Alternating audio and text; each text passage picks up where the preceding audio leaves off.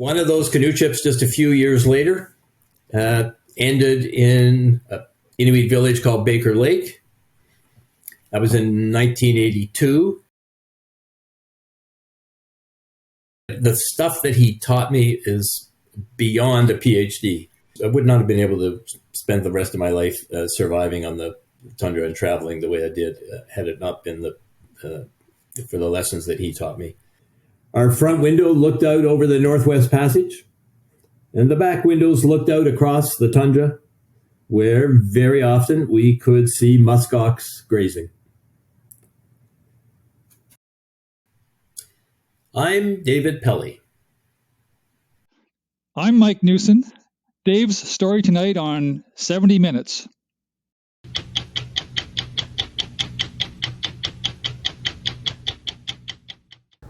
Dave Pelley is a writer, cultural historian, and seasoned adventurer. He first visited Canada's Arctic in 1977 on a canoe trip. Since then, he has spent more than 40 years in the North, traveling, living, and working with the Inuit.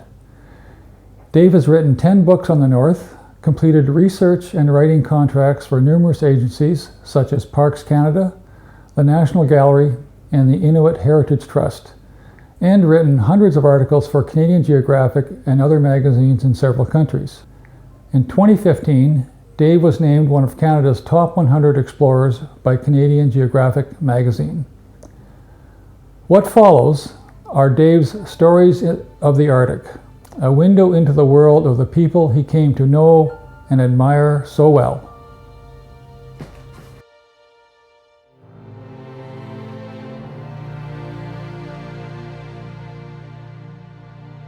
Before getting into Dave's story, it is important to provide some geographical and historical context. With a total area of almost 10 million square kilometers, Canada is the second largest country on the planet. More than 40% of that land mass lies north of the 60th parallel, comprised mainly of the three northern territories, Yukon, Northwest Territories, and Nunavut. The largest of the three, Nunavut, consists of two parts: a vast mainland unambiguously called the Barren Grounds, and a massive northern archipelago of hundreds of islands that reach almost to the North Pole. While we of the class of 70 were at college together in the late 1960s, Canada's Inuit were experiencing a tumultuous change. Prior to that decade, the Inuit primarily lived on land and were sustained by the land, hunting, fishing, and gathering in their traditional ways.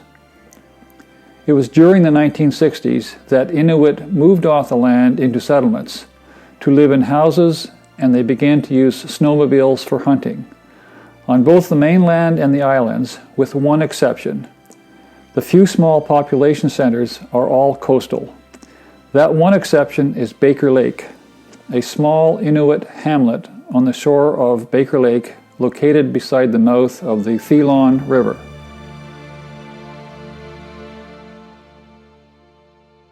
Dave didn't always have his sights set on living his life in the North. It was his canoe that took him there. I grew up canoeing. Long before we went to RMC, my parents had me in a canoe before I could walk. And that continued all the way through my youth. Like so many young people of our generation, I went to summer camp and, canoeing every summer growing up. Even while we were at the college in our month summer leave before going to summer training, I think every year I went on a canoe trip with friends. That includes one summer with Bill Simmons and another summer with Pete Brett.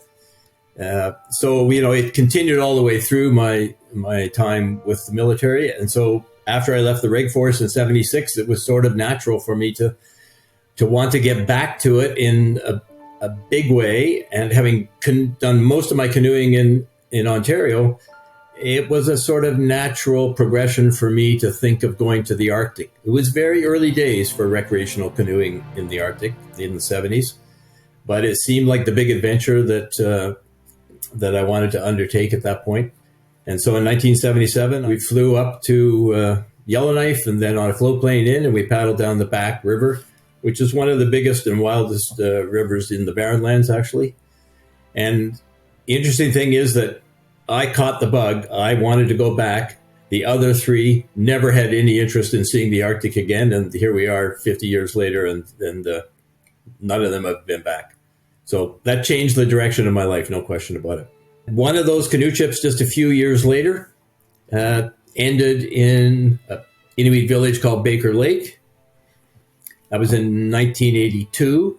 That was a 7.5-week canoe trip on the Kazan River.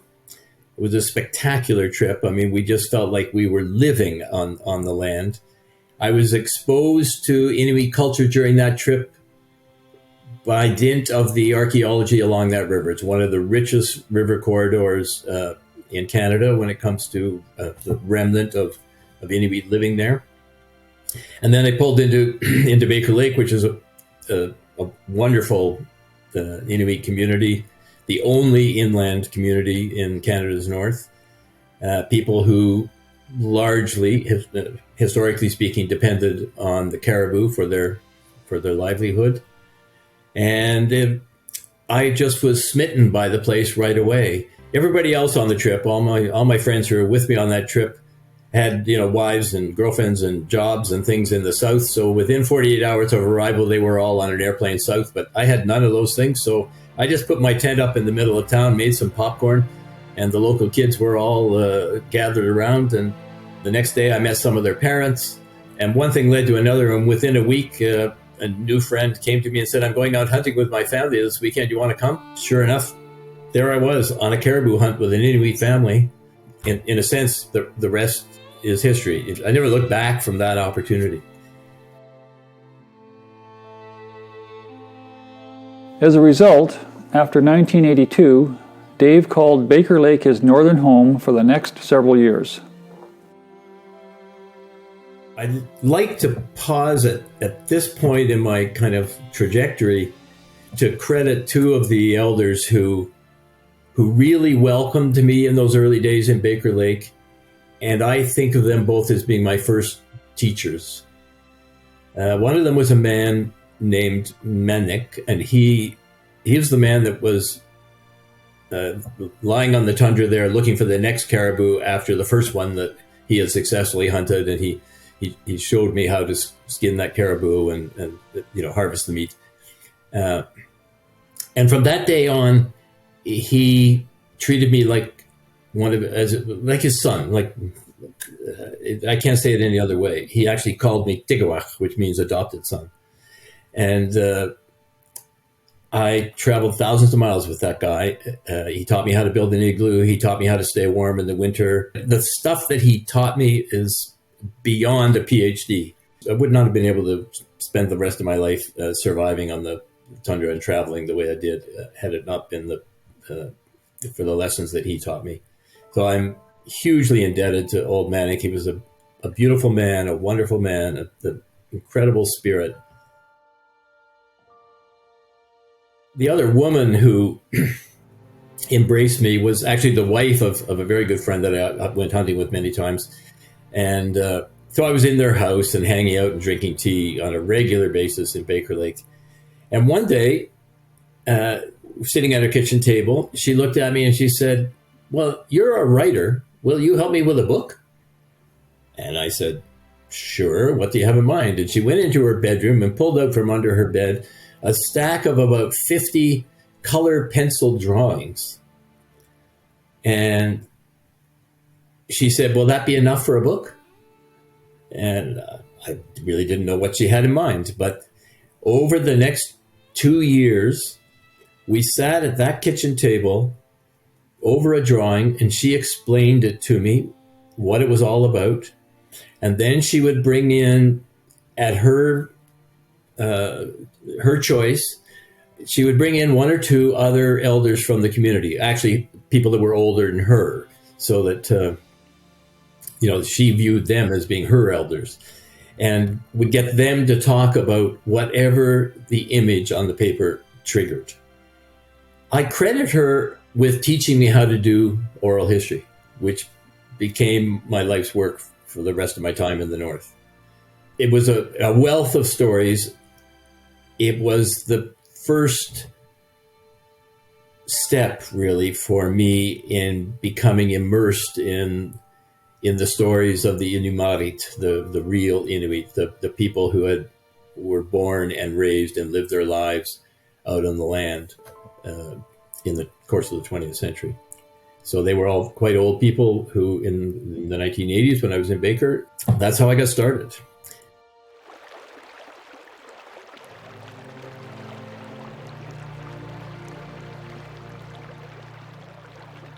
Through his writing during the 80s, Dave became well known, especially in canoe tripping circles, for his northern travels. In 1985, that led to his being asked on behalf of Prince Charles to organize an expedition in Canada's Arctic for youth from around the world. So during those years in Baker Lake, it was really my grad school and my immersion in Inuit culture, and I became more and more comfortable with that role. And then in 1985, I was asked by an organization in London that was initiated by Prince Charles if I would organize on a pro bono basis an expedition for a group of international youth to come to Canada and do something in the Arctic. The message I got from Prince Charles was, could you organize an expedition in Canada somewhere? And I got back to him and said, the only thing I know anything about is the Arctic. And, and he said, that would be perfect. So it's pretty hard to say no when you get that sort of a request. And I had the privilege, really, and the pleasure of working with him and the organization for the next 3 years, planning that expedition, which took place in the summer of 1988 on the Kazan River. And ultimately, there was a book produced, and Prince Charles provided the foreword for our book. So I returned to the Kazan on that occasion. I did several other small routes around Baker Lake, and for the first time, I paddled on the Thelon River, which actually flows into Baker Lake right beside the village. And the Thelon, from that point on, became really the center of my life for the next 10 years or so. For the next several years, the Thelon River area was central to Dave's life, starting while he lived beside the river mouth at Baker Lake. The Thelon Sanctuary is the largest and oldest parcel of protected wilderness anywhere in North America, possibly in the world. In the 1980s, the Government of Canada proposed to open the protected area to mineral exploration. Together with some colleagues who led the fight to maintain the protected status, Dave's principal contribution was writing a book called Thelon, A River Sanctuary, which became a bestseller and has continued selling steadily to this day. It celebrates the history of perhaps the most storied river in Canada and the pristine river valley where it flows. And speaking of stories about the Thelon, Dave has one. It was on the Thelon River where he met his wife, Lori. I flew into the Thelon in order to interact with a group of Americans who were spending 10 days paddling on the Thelon with a Sierra Club organized trip. And I had been asked by an American magazine to do a story about this Thelon area because that was during the Mulrooney years, and there was some movement in the Canadian government to open the Thelon Sanctuary, which was the oldest piece of protected wilderness in Canada. And they were considering opening it for mineral exploration. It had hitherto been completely untouched. And so a whole bunch of us rallied around to try and prevent that from happening. And this American magazine got wind of it and wanted to have a feature story about the wilderness and the reaction to people to this wilderness. And the editor said to me, we know what all you Canadians are going to do. The people you'll talk to in Canada, you're only going to talk to the people who are supportive of the protection. And besides, it's just you're Canadians. Our readers want to hear what Americans think about this about this place. So if you can find a group of Americans, I'd appreciate having your quotes and so on from them. So this outfitter flew me in. I stepped off the plane, and Laurie took one look and said, "Oh, I don't know about this guy. He looks sort of interesting, but those moose-hide boots he's wearing, I don't know. The folks in Manhattan are not going to be impressed by that." But one thing led to another, and here we are. 35 years later, it's been a good ride, and we rather like the fact that we met on the banks of the Thelon River, and we've been back there many, many times. Since it's sort of our special place. We were there most recently last summer. In a few short years, Laurie and Dave were married and moving even further north to Cambridge Bay in the Arctic archipelago, a long way for Laurie from her condo in Manhattan and the practice of law on Wall Street. What happened is Laurie was practicing law for a big firm on Wall Street in Manhattan at the time, and the decision was made that Pelley is not going to move to Manhattan, so the only way this is going to work is for her to move to Canada. And she was quite excited by that prospect. She'd made the move, got her legal qualifications recognized in Canada through rather a lengthy process. And within a couple of years, she was all ready to go here as a practicing lawyer. And she got a job with the recently settled land claim of Nunavut to assist with the implementation. And we found ourselves moving to Cambridge Bay in the Arctic archipelago. So in a space of a very short time, Laurie went from working in an office on Wall Street to working in an office, so to speak, in Cambridge Bay, just a few miles south of the North Pole. It was quite a transition. And we spent the next 6 years living in Cambridge Bay and enjoying it thoroughly.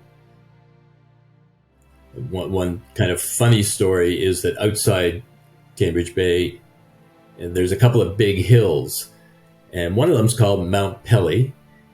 And actually, I had been there with Ted Lee a few years before. There's a funny little connection. We traveled. Ted and I went across the Arctic together with the general that he was working for at the time, visiting the dew line sites. And one of those is in Cambridge Bay, and while we were there, we hopped on a couple of snowmobiles and drove out to Mount Pelley just to say we'd been there.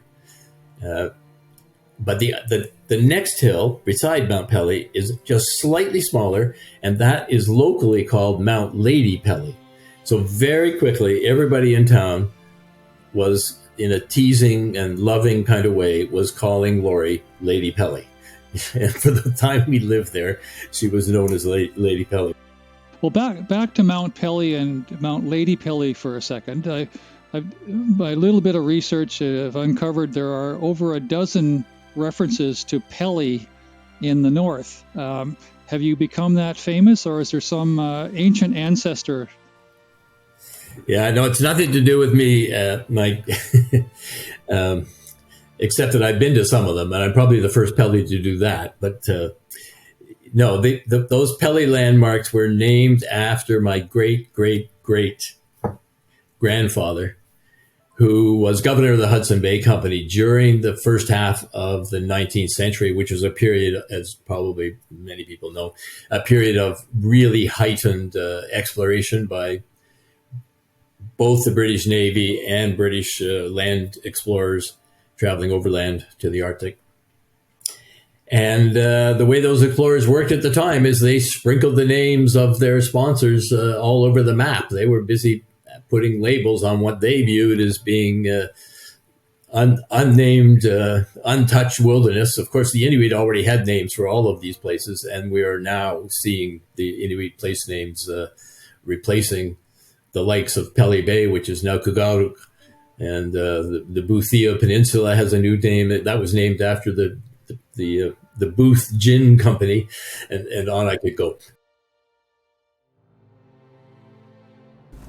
And so, as Dave said, Cambridge Bay, on the Nunavut portion of Victoria Island, became home for Dave and Laurie for the next 6 years. They were very good years for us. We lived close to the land with all the opportunity that one could wish for, really, to spend time on the land, traveling by snowmobile and ATV and canoe, of course, hiking, fishing, hunting. We always had fresh caribou and muskox meat in our freezer. We were out on the land almost every weekend, all year long. And for long periods, of course, every summer. We had a number of Inuit friends in Cambridge Bay to do some of this with. We really felt part of the community there. We had a very nice house in town provided by Laurie's employer, the Inuit organization responsible for the implementation of the Nunavut land claim.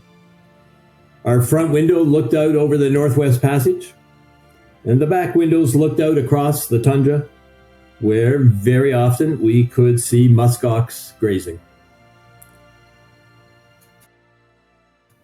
One day during the years in Cambridge, our life changed dramatically. A little boy was brought to us on a Friday night, as had happened with other children several times before. We served as an emergency shelter at the request of social services. But this particular boy, Eric in English, Ilik in Inuktitut, at 2.5, he immediately stole our hearts, starting that very first night. And he clearly wanted to stay with us. Over the next 2 years, he spent a lot of time with us. He joined us on our regular trips out on the land, and he just loved being part of it. And then one day, his birth mother suggested to Laurie that we should keep Eric. It would be best for him, she said. So at age 5, he became our adopted son. By the time he was 12, he'd paddled on 7 different Barrenlands rivers. And he grew up to be a fine young man. Sadly, Eric died at age 19 and a half. He died at home, in his bed asleep, of cardiac arrhythmia.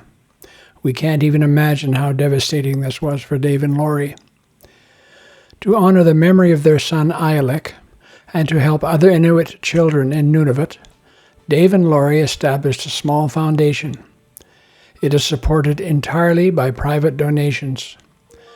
The Ilik Fund sends Inuit youth on canoe trips, hiking treks in the Rockies, and sailing voyages on tall ships in eastern Canada. All this with a view to building self-confidence and expanding their horizons, something we RMC grads can certainly understand. Over the past 8 years, Ilik has provided such experiences to 160 youth, with another 40 slated for trips this coming summer. There are already several classmates supporting Dave's efforts to make a difference in these young Inuit lives. Perhaps more of you can join us. As Laurie says, we are changing the future, one youth at a time. We are creating a separate 15-minute YouTube video about the Ilik Fund, and production is nearly complete. It will be on our Class of 70 channel shortly, and I will send out the link to you all soon. I urge you to take a look. It is inspiring. While in Cambridge Bay, Dave continued his work with the Inuit. My work with Inuit Elders really shifted into high gear. I was now very comfortable operating in this Inuit and Inuktitut environment. I knew how to effectively collect oral history and traditional knowledge. My work was, fairly widely known across the territory, so people were happy when I came to their homes to collect their stories. There was no longer any issue of questioning trust. They knew who I was. They knew what I was doing. People everywhere referred to me as, "You're the guy who collects the old stories." So I really shifted into high gear. There was a recognition widely that we were losing the elders. The people who were born and raised on the land, let's say around the time of the First World War into the 1920s, who had lived most of their adult lives before moving into the communities in the 1960s. by the 80s, and then even more so by the 90s, we had lost a lot of them. Those that remained were the last of the real Inuit, the real knowledge keepers for the traditional knowledge of Inuit. And so it fell to those of us who had the abilities and the connections and so on to do what we could to document those stories and their knowledge and their way of seeing the world. And the more I did it, combined with all the time that I spent on the land, I would say that was an integral part of it, because I sort of shared their view of the physical world. I had the opportunity to spend so much time in the land that it gave me insight into their view of the land, which is quite different from ours. And I've done quite a bit of writing about that. So it was just this amazingly rich period where we were able to record stories and knowledge from so many elders in their final years before they passed away. All of that material is in the National Archives now, accessible to everybody in Nunavut. In closing, when you reflect back on your 40 plus years in the North, what's the main point you'd like to leave us with? I guess I go back to the lessons that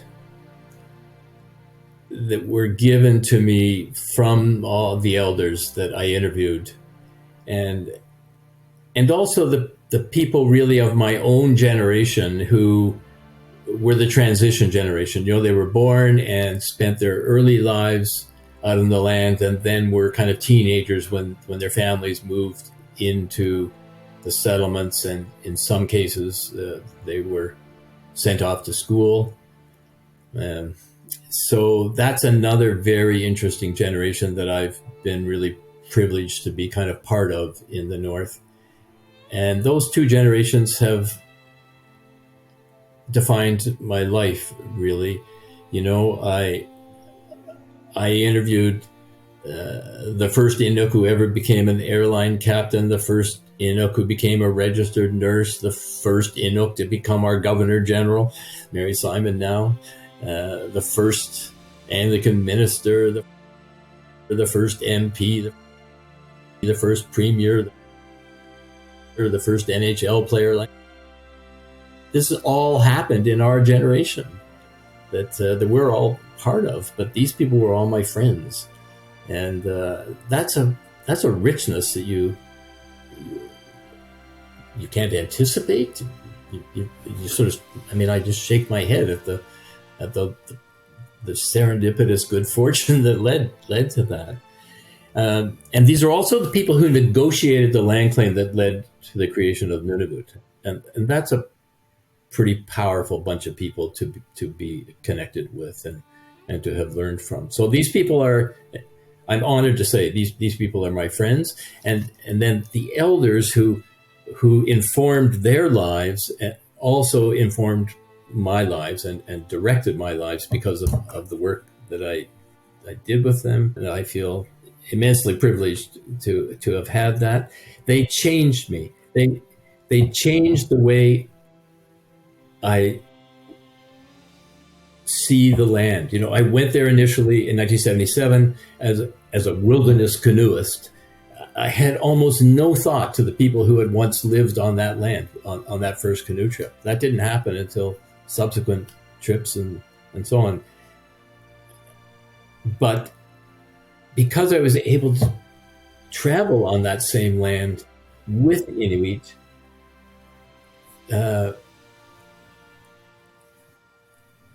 I gained the richness of their way of seeing the land, which of course had a huge impact on the rest of my canoeing experience, because I was always very aware of the fact that this is a land of people. This is a land where people previously lived. And I always knew that if I walked up on that hill over there, there would be signs of those people. I think my point is best illustrated by a short story. Back in the early 90s, some Inuit friends in Joe Haven, the next community to the east of Cambridge Bay, invited me to join them on what turned out to be an epic journey by dog team. They wanted to follow the traditional travel route of their ancestors, something none of them had ever done before, from their home in Joe Haven to their relatives' village, which was then called Pelly Bay. The distance as the raven flies, from the one village to the next across the frozen sea and the tundra, is about 220 kilometers. But of course, one does not travel in a straight line on a journey like this. Before we left Joe Haven, our leader, a middle-aged man named Ukpik, told me he was going to see his father-in-law to get advice on the route, and he invited me to come along. There was no map on the table. He described the journey, which he had done several times as a younger man, by recounting things that happened to him and to others along the way, and the remarkable features of the landscape, using all the old Inuit place names that in themselves carry meaning about the land. It was, in effect, a very long but fascinating and entirely memorable story that he told. The next day, under a blue sky and brilliant sunshine, our 3 dog teams headed out from town across the sea ice, 36 dogs barking their heads off with excitement. And so the journey unfolded, with Ukpik occasionally recalling and sharing the bits of the story his father-in-law had told. We hunted and fished along the way to get food for ourselves and for the dogs. We had a marvelous time, and I will never forget it. I have done a lot of travel by dog team, but this one trip was without doubt the best. Crossing the sea ice is one thing. It's almost straight line travel. It's another story how you do that without the use of a compass, basically by using the wind-blown ridges on the snow as your guide for direction. Contrary to popular opinion down south, there are not Inuksuks, or more properly Inuksuit, all along the way marking Inuit travel routes. That's simply a myth. Then our route left the sea and climbed up into the hills of the Boothia Peninsula. It was a maze of long finger-like lakes, sinuous hills and valleys, rock outcroppings and towering cliffs. Magnificent landscape, but utterly confused. Ukpik led us on. At one point, he directed the dog teams up a very long slope so we could reach a high point and view the land all around. He wasn't lost exactly, but he felt like he had abandoned the intended route. From the high point, we could see 3,000 or 4,000 square kilometers of empty tundra, an awe-inspiring experience in itself. I asked Ukpik if he'd like to take a look at the topo maps I had in my knapsack. He dismissed me and my maps out of hand. Not that he couldn't read maps. All these men were very comfortable with maps, but in this circumstance, they were clearly an unnecessary intrusion from his perspective. That night, we camped exactly where he had intended, in accordance with the father-in-law's story. In other words, Ukpik regained the storyline, so our journey could continue as foreseen. In this way, the whole trip unfolded exactly as planned. And along the way, we were treated to a remarkable series of stories from the old days. The essential point here is that for Inuit, the landscape is, in a way, simply a compilation of stories. Every hill we passed, every frozen lake we crossed, every valley we followed, all of them were the scene of one story or another. The sequence of those stories defined the travel route. Ever since that experience, I have viewed the land differently.